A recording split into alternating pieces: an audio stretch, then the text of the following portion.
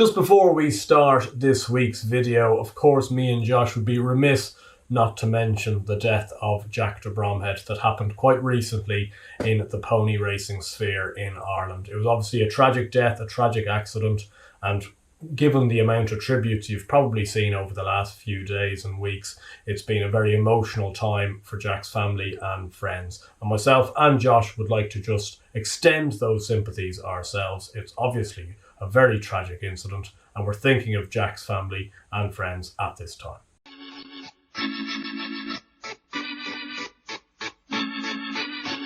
Welcome back to the Let's Talk Racing YouTube channel in association with Racing TV. And today's video is a bit different, but it's an interactive video. We want you to get involved. Here are the rules. I have chosen 8 races scattered across the next 7 or 8 months, the National Hunt season. Some of them peculiar, some of them handicap, some of them grade 1s, some of them we're already looking forward to. And effectively, we want you to pick a horse in each race. You're going to have a go as well. I'm going to have a go. The scoring will be as follows. If your chosen horse gets to the race and runs in the race, 3 points. If your chosen horse places in selected race, 10 points. 10 points. And if your horse wins the selected race, it's 25 points. And then, on top of that, you get to nap one of the horses and you get double whatever points they get. The way that you enter is down in the comments to this video. We've also got a special video with Dan Overall, the winner of Tipstar on Racing TV last season. He's going to be going through his selections for this competition. That's over on LTR Plus. So do go and join that if you want some vlogs. We've already done a few vlogs of the Nichols trips. We've done some extra nuggets that we picked up at Dan's and Paul's, as well as some extra horses to follow and some brilliant content coming. I'm really looking forward to the members only live streams ahead of the Cheltenham meetings coming up. But all very exciting. This is where you can beat us effectively. The winner will get 2 tickets to the Grand National, and they'll also be invited with family and friends to a stable tour this time next year. So plenty of good prizes to win. These are the races.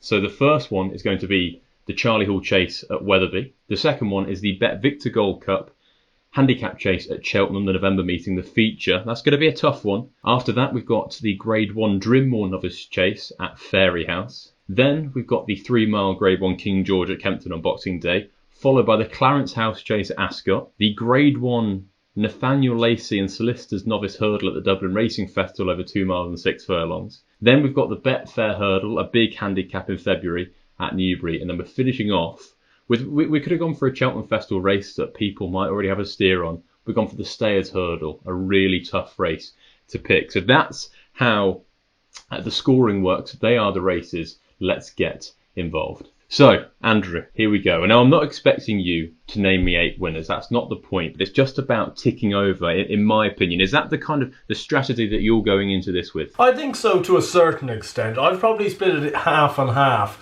To some, you have to get the obvious ones. There's no points for originality or for, thinking outside the box in this game. You need to sometimes steer yourself into the winner's enclosure, into the horses that will definitely run in these races. Now, you've picked out, if people are thinking that I had any say in this list, the only thing you need to see is the Charlie Hall Chase. I can't pick anyone that's going to turn up in the Charlie Hall Chase. So it's going to be difficult, but that's the fun of it. We could have done 8 Cheltenham races. We could have done 8 Grade 1s throughout the year, but we've got something that I think the viewers are going to have a long, hard think about. And you've mentioned these prizes. I wouldn't mind winning the competition myself, so I can do it. If you win it, you can take your old man to one of the stable tours or something like that. The only way that you can enter is on this video in the comment section, and entries close at the end of September. So 1st of October rolls around, that's it, entries done. So you can't be waiting before the Charlie Hall entries or declarations, none of that. Get thinking. Here we go. So the first race is the 3 miles and 1 furlong Grade 2 Charlie Hall Chase at Wetherby in October. One of the premium 3-mile chases of the year. Which one are you going to go for here? Yeah, well, I didn't know what to do with this race, Josh, to be honest. I've been looking at it for a day now, and I still don't know who's going to run it. I'm trying to think, are any of the really good horses going to turn up in this race? And I'm not really sure. You know, are the likes of La Press, Ahoy Senor, if one of them turns up, they'll definitely win it. But then I had an epiphany moment, and sometimes the Charlie Hall is won by a horse that really shouldn't be winning a Grade 2. Like, even you look at last year's race, I know Chamblou should have won, but Fusel Raffles won, Kitty's Light was near there. A horse that won at Aintree in a handicap, 10 years old, should probably not be winning a Grade 2 race, but could be the type to turn up to this race. I've gone for Sam Brown, trained by Anthony Honeyball. It's one of my outside ones, I won't lie. He's usually a soft ground horse, but he won on good ground at Aintree. He's a 155 rated horse around that. That could take a bit of beating if it doesn't turn into a great race. He's going to be up against it if the likes of Ahoy Senor rocks up. I just worry that none of them will turn up so early in the season, and it could be a false enough Grade 2. Sam Brown's my man. I think that's where people are going to separate themselves from the rest, is trying to work out which horses are going to run, which horses will, like, what are the alternatives for Ahoy Senor, La Press? I think La Press is almost a certainty to go to the 3-mile intermediate chase at Sandown. That would kind of be his route, especially given that he won there last year. I have taken a swipe here, though, with Ahoy Senor. He's going to be my selection. Lucinda Russell has come out and said that one or both of Ahoy Senor and Korak Rambler will run in the Coral Gold Cup, what used to be the Hennessy. But she was very keen, and she kept mentioning Paul Nicholls running Clan des Obeaux. So in my eyes and my thinking, the only way Ahoy Senor will run there is if Clan runs, because Clan would run off a mark of 172, and he'd be giving Ahoy Senor £11. I don't think that Lucinda Russell will want Ahoy Senor running off top weight as a novice in the Hennessy. So I'm not 100% sure Clan des Obeaux will run there. I think he might, but I'm going to take the chance that Ahoy Senor just misses that race anyway. As she mentioned, the listed race at Aintree, I think the Old Roan Chase over 2.5 miles, and the Charlie Hall as alternative targets. Ahoy Senor, for me, might come here as quite an easy introduction to life in open company. And I think Ahoy Senor, if he runs here, will be short price favourite. But the issue is, like you say, Sam Brown, I think he's likely to run here, so that's points on the board. I'm banking on Ahoy Senor running here. Anyway, the next race is, if you can get this winner now, then you are an incredible judge. Congratulations. And that was the whole point of this. So 2.5 miles, Grade 3 BetVictor Gold Cup Handicap Chase, at the feature at the Cheltenham November meeting. This is really difficult. I'm going to go first here. I'm going to get in there, slip in there. And it's a horse that I backed last year. I put up on the channel at a double figure price, and it went and won in January at Cheltenham, trained by Nigel Twiston Davis, and it's Torn and Frayed, who had form behind my Drogo, decent form, turned up that day and won very impressively. Now, he was rated 131 going into that. He's been put up £8 to 139. I still think that could be workable, and Nigel tends to get his horses really battle hardened. Handicaps at Cheltenham do not seem to phase any of them. Last year, the top weight was Protectorate of 154, and bottom weight, I'm not sure exactly, but at 133. It might be the Brian Ellison horse, I'm not 100% sure, but 133. So 139 is going to be towards the bottom of the weights in a race like this. I'm going to take a chance. Torn and Frayed runs here. My one concern, he's not been seen since January, so I just hope for his well-being that he is well.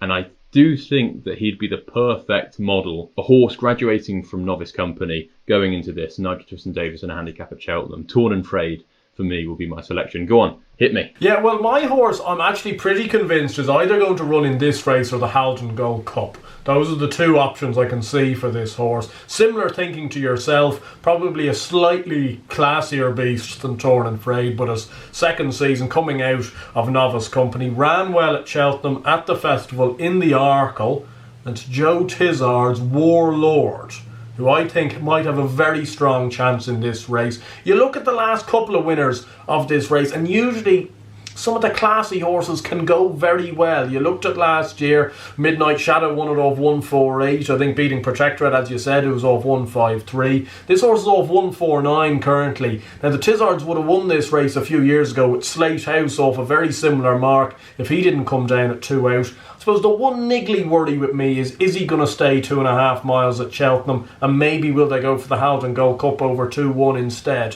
But I think he'll run in either of those two races, and if he went here, I'd give him a strong chance. I think that is a good shout. All right, the 2.5 mile Grade 1 Drinmore Novice Chase at Fairyhouse in November up next. Who are you going for here? Yeah, well, I'm getting the double pointers out here. This is my nap of the 8 races. It's risky, but I'm just looking at the way the Drinmore's usually set up. Mullins doesn't have his beginners chases out massively early. He doesn't really run his novices until maybe Christmas time, past Christmas time. As for this is a race Gordon Elliott loves. It's like the Lawlers and Ace. He absolutely loves it. I'm getting the nap points in. 3-stripe life wins the Drinmore. Very similar thinking to me. So Gordon's got a great record. See, if Flame Bearer hadn't have moved to Willie Mullins, he would be under consideration for me. And then the other two that I'm looking at are 3-Stripe Life and Mighty Potter, who I think both will go chasing. I think Mighty Potter's probably more than likely going to stay maybe over 2 miles at the start of the season. However, Gordon down the line does see Mighty Potter as a 3-miler. I think it's between either of them, whichever runs, and I think it's risky because I wouldn't be so sure that it'd be 3-Stripe Life.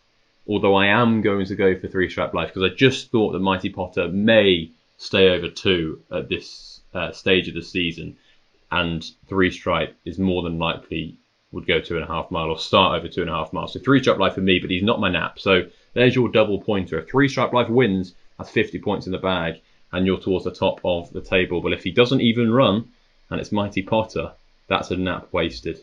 Who knows? The next race is the 3-mile Grade 1 King George at Kempton on Boxing Day. Will Allaho run?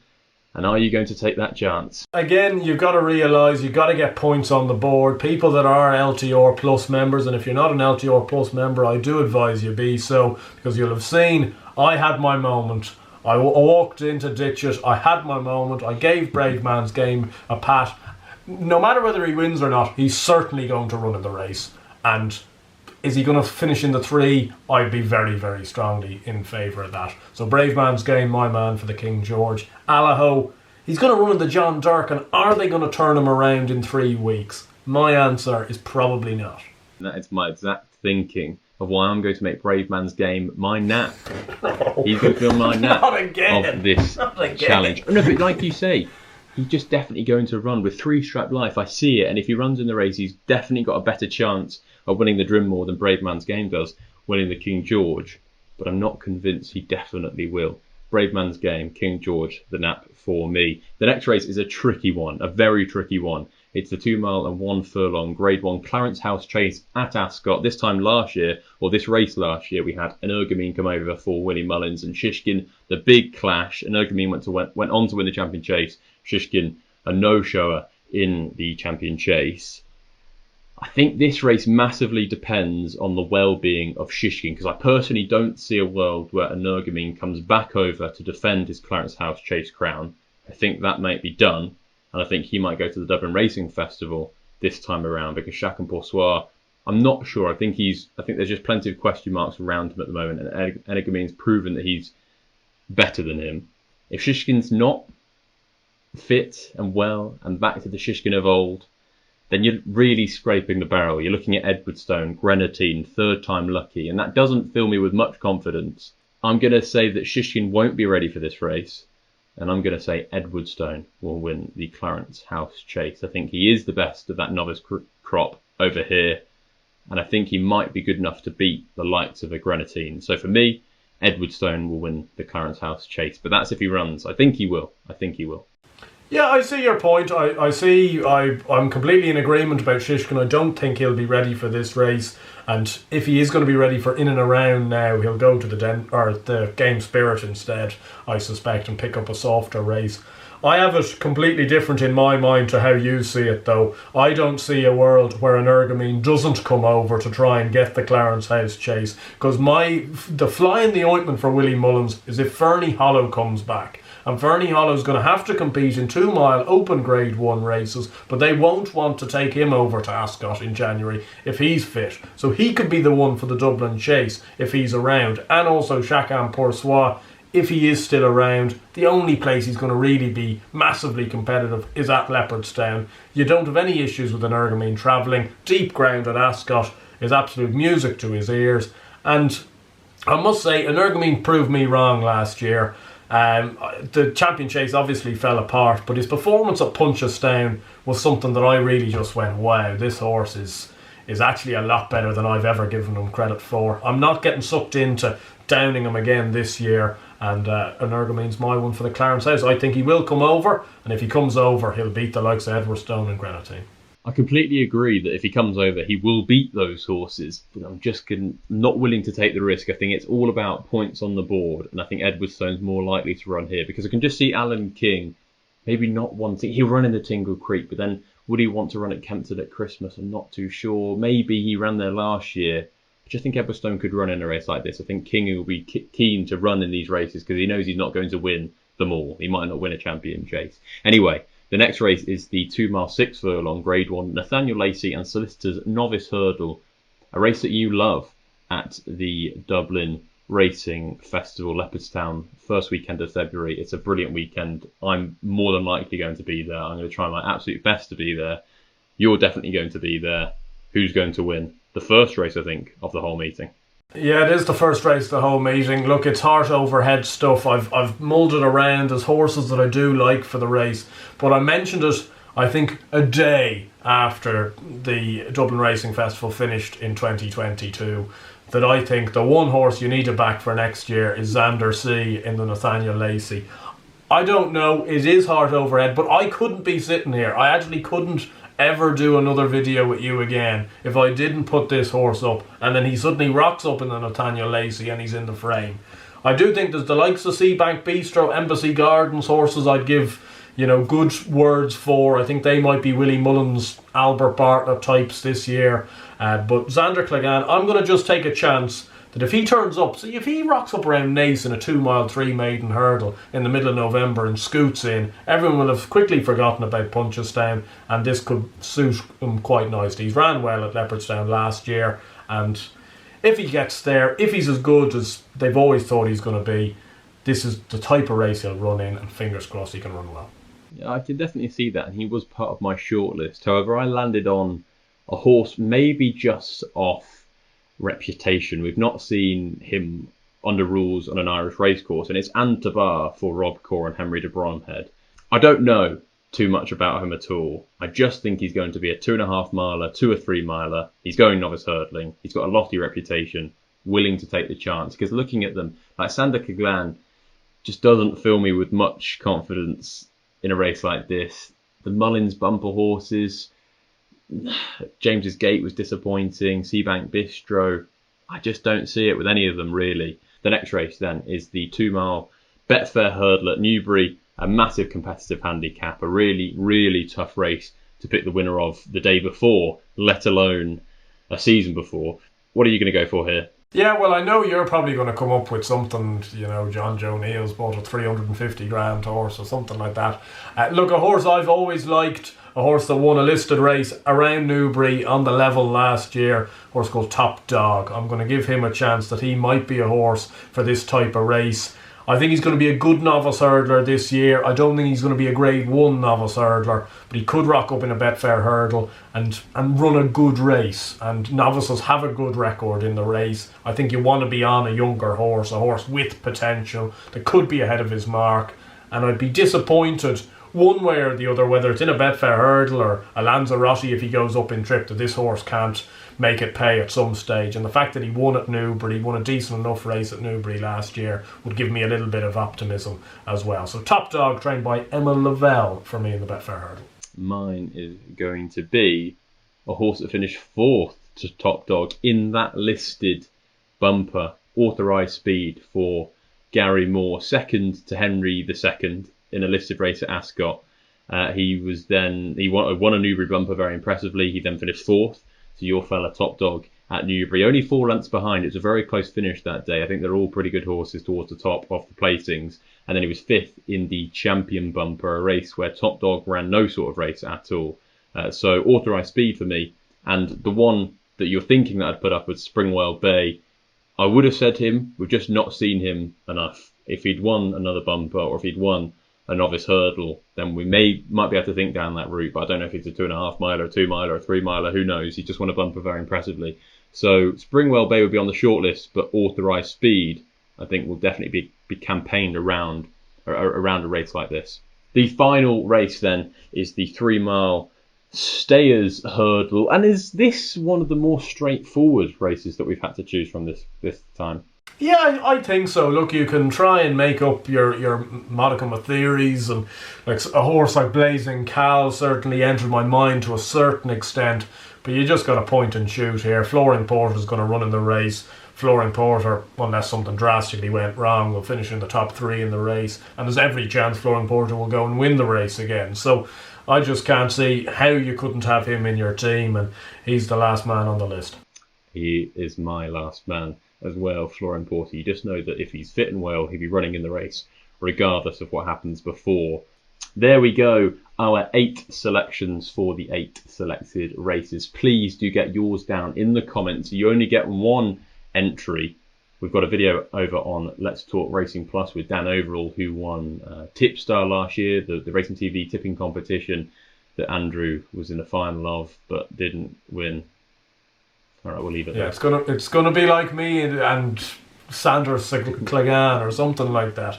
Sorry, just before we finish up here, Josh, can we give what are place terms for the big handicaps? Are we giving out 5 places for the big handicaps, 3 for grade 1s? We'll do that. So regardless of the amount of runners, even if there's 3 runners in a grade 1, but you've got one of them in there, that will count as a place. So 3 places in the grade 1s and 5 in the handicap. I think that is very fair. We do hope you enjoyed this challenge. Send it on to a friend, and we look forward to seeing you soon.